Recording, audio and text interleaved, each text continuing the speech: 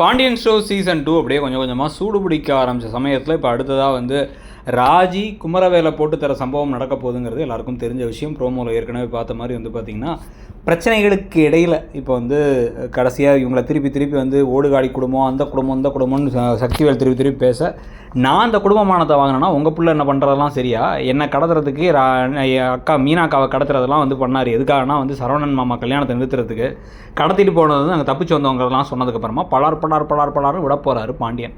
So இதுக்கிடையில் வந்து பார்த்திங்க அப்படின்னா வந்து தங்கமயிலுக்கு அப்படியே புலம்பல் ஜாஸ்தி ஆகிட்டே போகுது. நம்மளை வந்து இந்த வீட்டில் மதிக்க மாட்டாங்கிறதுக்கு பாக்கியம் அவங்க அம்மா சொல்கிறது முக்கியமாக என்ன அப்படின்னா, இந்த வீட்டுடைய கஜானா சாவி, அதாவது வந்து பீரோ சாவி உங்கள் கையில் வரணும் அப்படின்னு அவங்க பேச ஆரம்பிக்கிறாங்க.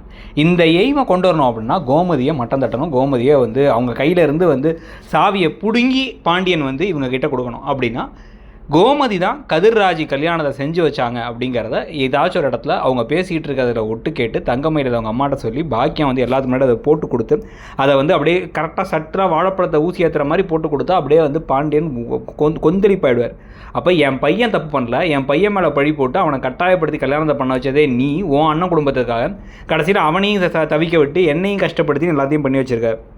இனிமேல் உன்னை எப்படி நம்புறது, உன்னை பார்த்தாலே எனக்கு நீ பண்ண துரோகம் தான் ஞாபகத்துக்கு வருது அப்படிங்கிற அளவுக்கு கோமதி மேலே கோவப்பட்டு வருத்தப்பட்டு அதுக்கப்புறமா அவங்க கிட்ட இருக்கிறது சாவியை பிடுங்கி இனிமேல் வந்து தங்கமயில் நீ தான் எல்லாத்தையும் பார்த்துக்கணுன்னு ஏதோ தங்கமயில் ரொம்ப ஒழுக்கம் மாதிரி வந்து கொடுக்க, அப்படியே கொஞ்சம் கொஞ்சமாக வந்து அசிங்கப்பட்டு அவமானப்பட்டு வீட்டிலே வந்து அவர் பேசாமல் இருக்கிறதெல்லாம் தாண்டி கோமதி எப்படி வந்து கொஞ்சம் கொஞ்சமாக அவர் மனசில் திருப்பி இடம் பிடிக்கிறாங்க.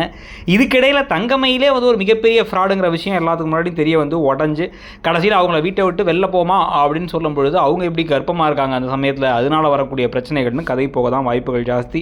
இதுக்கு நடுவில் நம்ம ஏற்கனவே சொன்ன மாதிரி அரசி குமரவேல் கல்யாணம் நடக்கிறதுக்கும் வாய்ப்புகள் இருக்க மாதிரிலாம் வந்து கருத்துக்கள் வந்துகிட்டு இருக்கு. அதை பற்றி உங்கள் கருத்து என்னங்கிறதையும் சொல்லுங்கள். இந்த சீரியல் இப்போ எப்படி போகுதுன்னு நினைக்கிறீங்கிறதையும் சொல்லுங்கள். தேங்க்யூ.